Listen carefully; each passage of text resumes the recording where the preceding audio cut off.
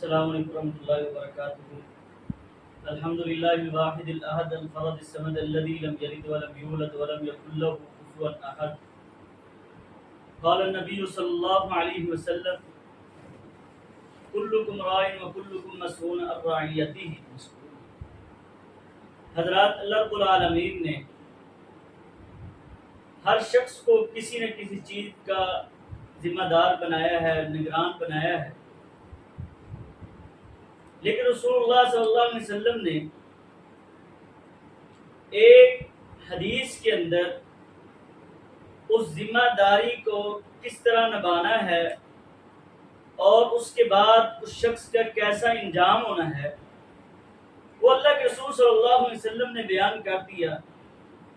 فرمایا: کلکم راع وکلکم مسئول عن رعیتہ۔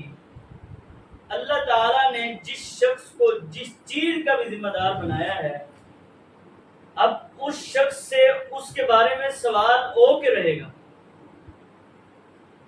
تو موجودہ دور کے اندر ہم اکثریت جو دیکھتے ہیں، والدین ہیں، ان کے اوپر ذمہ داری اولاد کی ہوتی ہے کہ انہوں نے اولاد کی پرورش کس طرح کرنی ہے، ان کی تربیت کس طرح کرنی ہے۔ پھر اسی طرح کاروباری لوگ جو ہیں، وہ اپنے کاروبار کے اندر حلال اور حرام کی تمیز کریں گے، اور یہ ان کے اوپر یہ ذمہ داری ہے کہ وہ حلال کمائی کریں گے، حرام کو چھوڑ دیں گے۔ اب اسی طرح ایک ذمہ داری جو ہے وہ حاکم کی ہوتی ہے اپنی رعایا کے اوپر۔ اب رسول اللہ صلی اللہ علیہ وسلم نے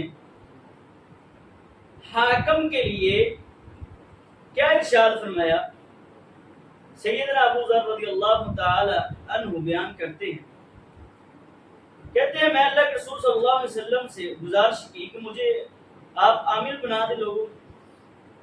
تو رسول اللہ صلی اللہ علیہ وسلم نے اپنا ہاتھ میرے سینے کے اوپر مارا، اور سینے کے اوپر ہاتھ مار کے فرماتے ہیں کہ ذمہ داری جو ہے یہ باہری آپ نہیں سنبھال سکتے۔ اب یہی جو ذمہ داری ہے، یہ ایک جو عامل ہے، یہ ایک امانت ہے، یہ ایک منصب جو ہے، یہ ایک امانت ہے۔ اب یہی جو منصب، یہی امانت جو ہے، یہ قیامت کے دن یہ ذلت رسوائی کا سبب بن جائے گی۔ اس وجہ سے اللہ کے نبی صلی اللہ علیہ وسلم نے سیدنا ابو ذر رضی اللہ تعالی عنہ کو منع فرمایا کہ آپ اس منصب کو نہ سنبھالیں، الا کہ اگر آپ اس منصب کو صحیح اس کا حق ادا کریں، پھر اس کا ذمہ داری اچھے طریقے سے نبھائیں، پھر تو صحیح ہے۔ اگر آپ اس کے حقدار نہیں ہیں تو آپ چھوڑ دیں۔ پھر اسی طرح جب بیت اللہ کی چابی کا واقعہ آیا تو سیدنا عثمان بن طلحہ رضی اللہ تعالی عنہ نے اس چابی کو اللہ کے نبی صلی اللہ علیہ وسلم سے طلب کرنے کی گزارش کی کہ آپ مجھے دے دیجیے۔ پھر اسی موقع کے اوپر سیدنا علی رضی اللہ تعالی عنہ نے بھی یہی گزارش کی کہ آپ بیت اللہ کی چابی مجھے دے دیں۔ تو اللہ تعالیٰ کی طرف سے قرآن مجید کی ایک آیت نازل ہوئی، ان تؤدوا الامانات الی اہلھا، اے اللہ کے نبی جی آپ اس امانت کو اس کے اہل کی طرف لٹائیں۔ تو رسول اللہ صلی اللہ علیہ وسلم نے اہلیت کے اعتبار سے سیدنا عثمان بن طلحہ رضی اللہ تعالی عنہ کو بیت اللہ کی چابی سونپ۔ تو یہ میرا بیان کرنے کا مقصد یہ ہے کہ جس وقت ہمارے اوپر کوئی ذمہ داری آتی ہے یا ہم کسی کو ذمہ داری دیتے ہیں تو اس وقت ہمیں اہلیت دیکھنی چاہیے، کیا یہ شخص اس چیز کا اہل ہے یا نہیں ہے۔ اگر اس کا اہل ہے تو اس کو وہ منصب دے دیا جائے، اگر وہ اہل نہیں ہے تو اس کو چھوڑ دیا جائے۔ کیوں؟